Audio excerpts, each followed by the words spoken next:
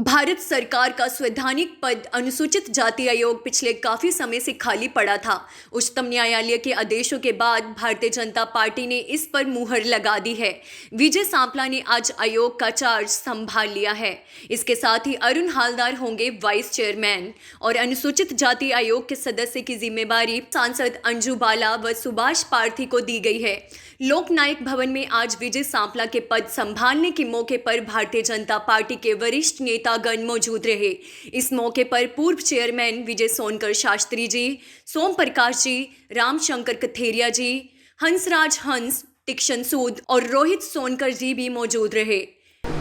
देखिए, सांपला जी एक डायनेमिक दलित लीडर हैं।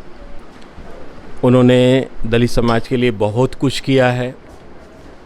ख़ास तौर से हमारे प्रधानमंत्री नरेंद्र मोदी जी ने जो उनको अनुसूचित जाति आयोग का चेयरमैन बनाया है, ये उन पर पूरा भरोसा किया गया है और वो अपने भरोसे में खरे उतरेंगे।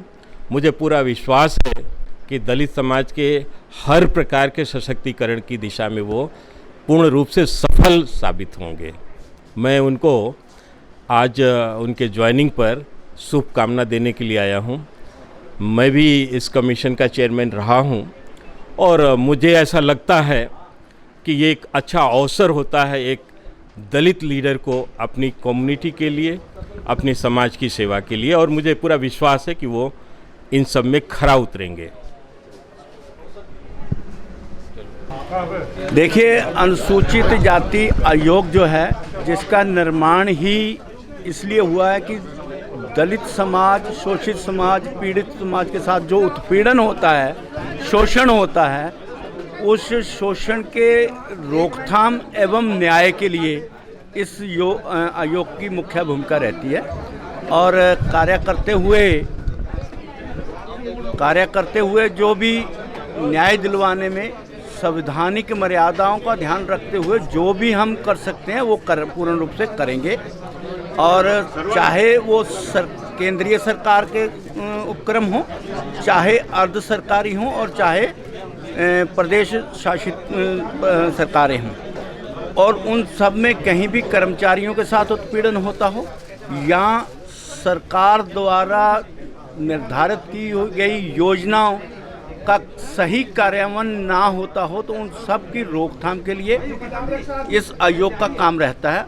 और विशेष रूप से ये अन्याय ना बढ़े, उसके लिए भी समय समय रहते हुए हम सरकार को अपने सुझाव कमीशन की तरफ से जो समाज की दृष्टि से आएंगे या हमारी वो टीम की तरफ से आएंगे या लोगों की डिमांड को ध्यान में रखते हुए हम जो सुझाव समय समय रहते हुए माननीय राष्ट्रपति जी और भारत सरकार को संवैधानिक मर्यादाओं के ध्यान में रखते हुए उनको सुझाव देते रहेंगे। आज सांपला जी को पदभार दिया गया, क्या कहेंगे?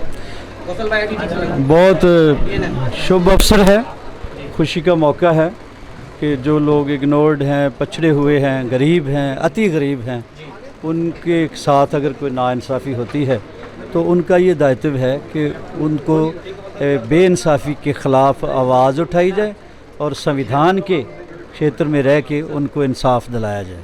बहुत अच्छा लगा। सर, किसान के लिए कुछ सरकार आप सोच रही है? हाँ जी, किसान के लिए सरकार कुछ सोच रही है? हाँ जी, और कुछ सोच ही नहीं रही सरकार। उनको बहुत फ़िक्र है, बहुत ज़्यादा फ़िक्र है। कब तक वो अपने घर वापस चले जाएंगे?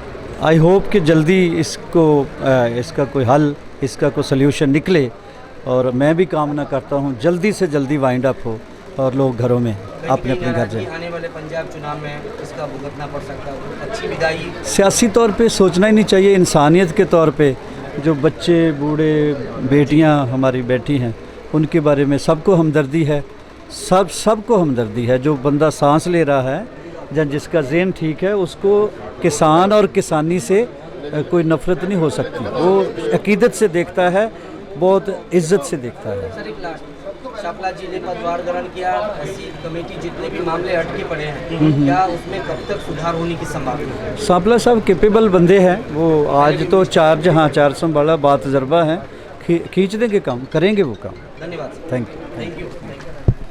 सर, सांपला जी देखिए, आज विजय सापला जी ने अनुसूचित आयोग के अध्यक्ष पद को ग्रहण किया है। इस मौके पर हम उनको बधाई और शुभकामनाएं देने के लिए इस आयोग के कार्यालय में पहुंचे हैं। और जहां तक मैं समझता हूं, विजय सापला जी के अध्यक्ष बनने के बाद उनके अनुभव का लाभ आयोग को मिलेगा और उनके मार्गदर्शन में आयोग एक अच्छा काम करेगा। Bureau report BLBC news.